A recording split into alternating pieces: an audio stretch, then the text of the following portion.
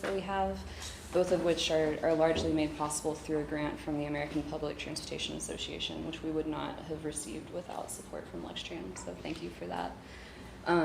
And kind of in these initiatives, in the efforts that we have, we've been thinking a lot. I encountered a quote from Enrique Peñalosa, who was the mayor of Bogota, Colombia for a number of years, who in a talk in 2013 called, I think it's something like Buses or Democracy in Action, basically said that an advanced city is measured not by whether all of its poor drive cars and own cars, but whether all of its wealthy people take public transport. And so it's kind of one of the spirit that we're carrying into this, is that the bus is something that ideally everyone uses and everyone values, and that benefits everyone.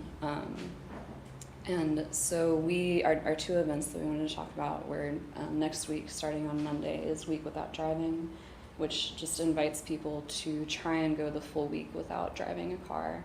And if you're not able to do that, then we're inviting people to really think about, why is it that I don't have any choice other than to drive my car, and what would have to change to make that possible, and to live in a city where you have lots of different choices and lots of freedom in terms of how you get around.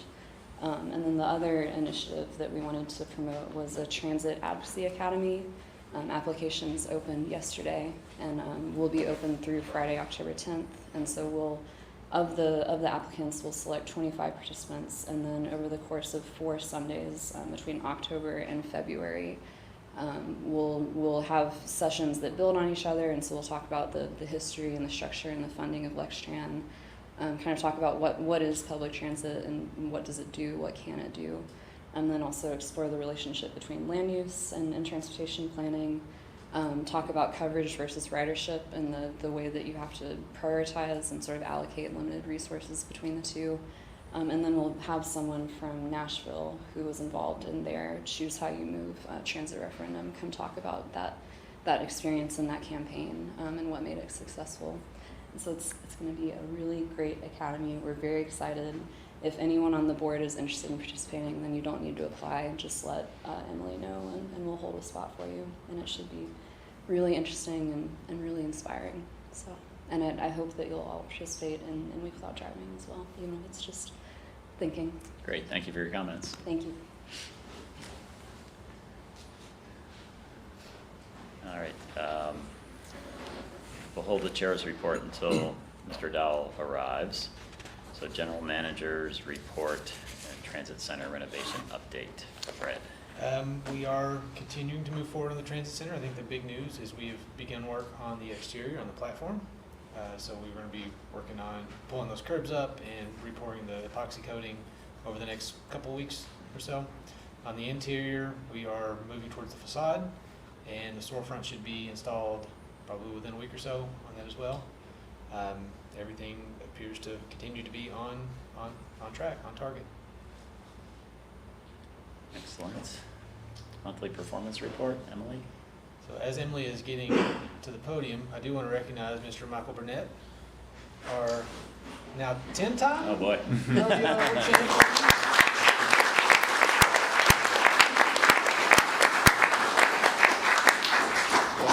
Well done again at this year's rodeo, and we know what's going to happen when the international starts.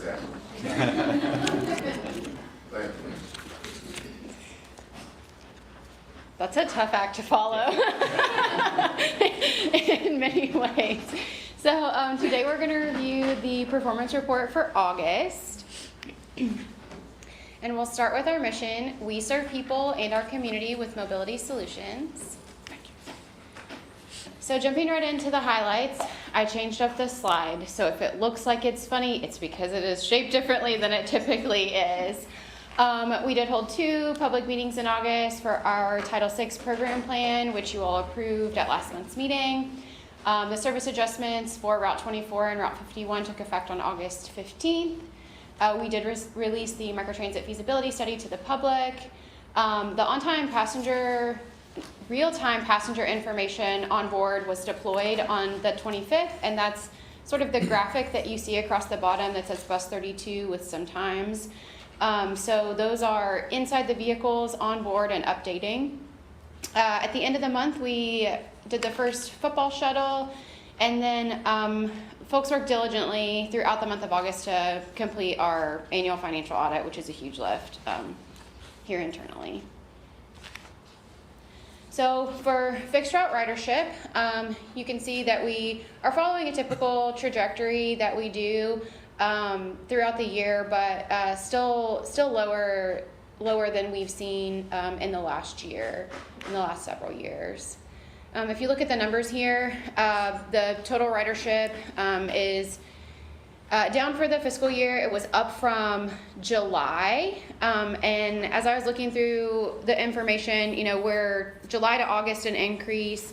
August 24 to August 25, we are still lower than we were at the same time last year. Interestingly enough, our Sunday ridership is higher for any of those 4 months comparatively, either July of this year or July or August of last year. That is the one where we have seen an increase. So we're keeping an eye on this. We're looking at it. There are tons of factors that go into ridership and what's going on. As we've discussed many times, we're working through our National Transit Database reporting annually right now. We're still working with Avail to sort of suss out some of the issues that we have. This is ongoing, sometimes daily work for our team. And as we get concrete updates, we're going to provide those to you. Moving to on-time performance, we did see a decrease in on-time performance in August. It's always rough for the entirety of the county when FCPS goes back to school mid-month, and then UK does move in and comes back into session as well. This is something we've worked really hard over the last year to have 2 months in a row above 90% at our goal. So this is something that we're looking at. While we saw a similar dip, we have seen some things that tell us that maybe we need to look a little bit closer at the schedules and making some tweaks on those, some of the routes that are not recovering the way that we would normally see in the month of August. So we're going to work on those. We're looking at some changes for Route 1, which is our Woodhill route. It suffered pretty hard. And then Route 15, which is the circulator in Red Mile Campus, Angliana, Versailles Road area. So you all will be seeing the information about the changes that we'll have coming up in December, but those things will be included, and the changes on those routes are specifically on-time performance focused. There are some other things that have been identified by the operations team that they're working on, and then we're also working on looking at Route 2, which is Georgetown Road, and the service to Kearney Ridge for December as well. So moving on to safety, there were 3 preventable accidents in the month of August. That brings a total to 4 this year, so still down from last year. And then, unfortunately, we did have 3 workers' comp claims for the month, but those have been pretty low consistently over the last year. So, we'll continue to monitor it and make sure that we're paying good attention. Maintenance operated 16,873 miles between road calls for the month and continues their stellar record of preventive maintenance inspections, 65 out of 65 staying at 100%. Do you all have any questions? I think on your Sundays, check back, I think there was one more Sunday in August this year than there was last year. I will look at that, yeah.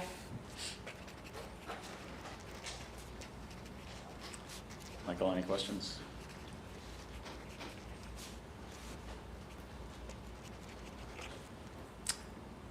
Okay. Go to paratransit with Randolph. And I will say on the on-time performance, as Randolph, for paratransit and fixed route, we're seeing some of those warning signs again that we saw last year, that those interventions might be needed. That's why we're going to go ahead and take steps now to get the plans together, and we'll share that out in the next couple of months. But paratransit as well, we think September might be a bit of a hit on both systems, right? Yep. You're going to touch on that for a moment? Mm-hmm. Okay. This is the first time using this. Oh, I did it right. All right, so on the paratransit side, the ridership remains strong and continues to maintain an upward trend following the month of March 2025. The total ridership was 15,691, up by at least almost 11% when compared to the previous fiscal year. A little over 2,000 riders reflected in the weekday ridership and slightly over 800 riders in the weekend ridership. Total revenue miles and total revenue hours are a bit higher in this previous fiscal year compared to the previous fiscal year. Total trips per mile is at 0.16, and trips per hour is in line with the previous fiscal year. The overall goal is 2.2 trips per hour. On to the safety side, 1 preventable accident per 100,000 miles. And on to the OTP. August OTP was yet again a fairly good month when it comes to OTP, 84.4%. It is in line with the previous month of June and July, but slightly under June and July OTP. We noticed that when compared to the previous fiscal year, we identified a trend of increased ridership in the month of June through mid-October, but usually what we see is a slight decrease in OTP as that ridership increases instead and remains steady of about 15,000 riders. As we approach mid-October, we usually see an equal balance of the ridership kind of fluctuate back to an upward trend, as well as the OTP. This year was slightly different. The additional part that we noticed is that heavy ridership was more focused in the previous year. In the previous year, the heavier ridership was focused on a specific day, not necessarily a specific time, but this year was more heavier during the peak hours, which made it a higher impact on the month of September's OTP. So you will see a decrease in the September OTP, but as we get closer to mid-October, you'll see that OTP kind of shift towards the right direction. Also, we noticed that last month leading into this month, we had more health and wellness situations as far as operators being out sick, and then different weather situations coming about.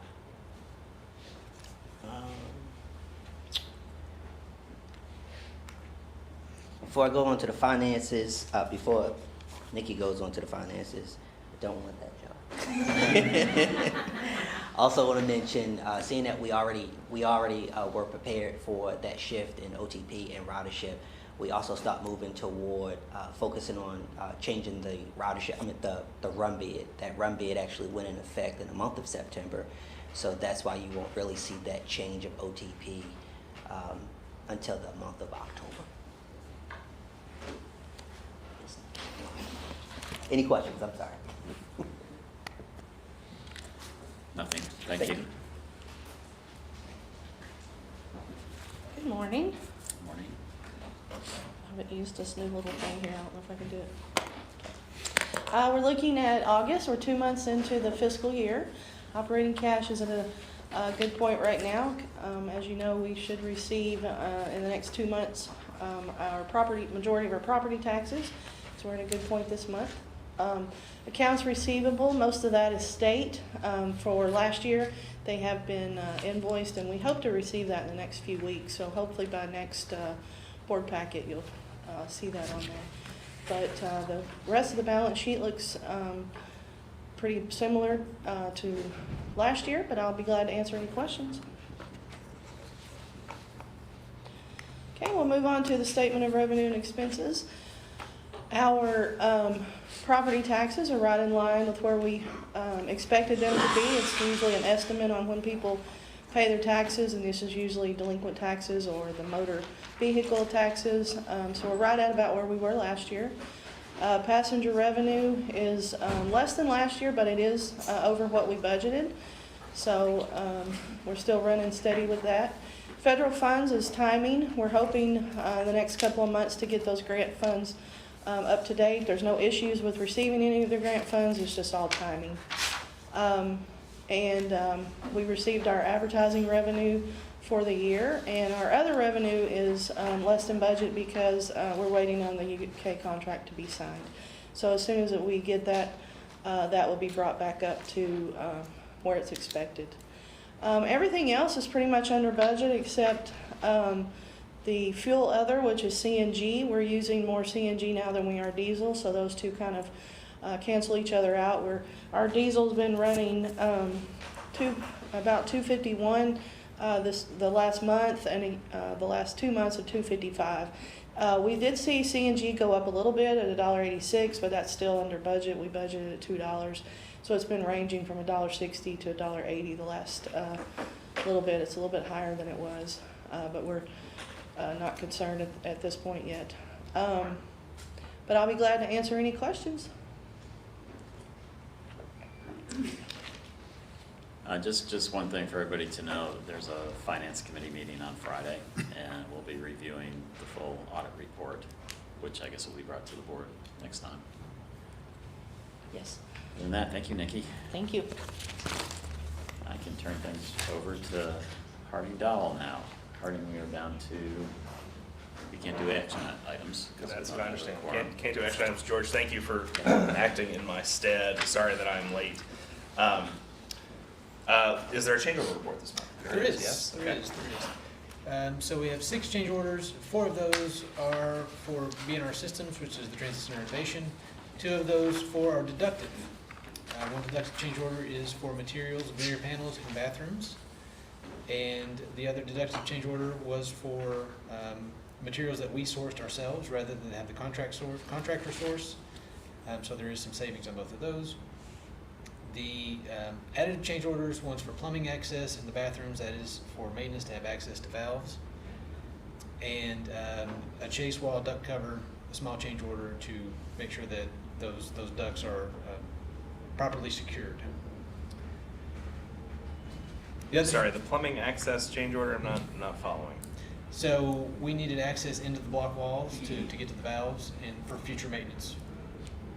If you can expand on that. So there's a chase wall between the restrooms, so we had actually placed all the cutoffs and all the serviceable items within those chase walls. Mm-hmm. And we added access panels to both sides where we did them.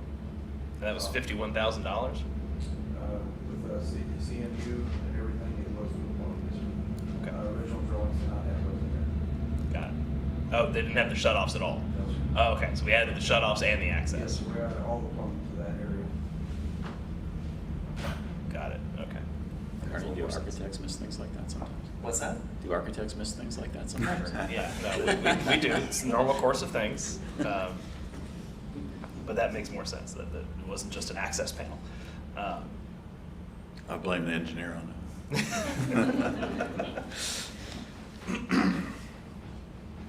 Okay, sorry to interrupt. No. Other 2 change orders, one for Shelcon, who is our contractor for bus shelter installations, so prices are going up for bus shelters. And TSI, our camera systems on board, which is a deductive change order because we removed some of the non-essential camera system features. What were some of the owner purchased materials? It's everything. We purchased some of the HVAC units and ductwork and supplies like that. A lot of the electrical things we ended up purchasing, things of that nature. We found better pricing and because we are tax exempt. We also sourced some of the furniture ourselves and Okay. got really good prices. Were you using like public co-op contracts for a lot of that? No. Just direct purchase? Okay. Okay. Any old or new business? Nope. Before we move on to proposed agenda items, regarding the lack of quorum today, the 2 resolutions that were on the agenda for today, do we need to schedule a special meeting to approve those? Are they time sensitive? I don't believe so. I believe we'll be okay to do those next month. Do them next month? Okay. I do have, for the proposed agenda items, the audit. Okay. Pretty important one, that one. So other proposed agenda items, we'll have an update on our rider amenities in many places, which is our ramp program. Paratransit eligibility assessments and maintenance uniforms will be RFPs, so resolutions for those 2 items. And then the audit. I don't know if you already did it, but I would say let's try to redo the transit center renovation update when we have a few more people in the chairs. Okay. So we can check in next month on that. Excellent. Well, this is certainly the shortest meeting I've ever been to. If there's no need for closed session, we'll be adjourned. Thank you. Thank you all. Yeah, that might be the record. 2 minutes, it's fast.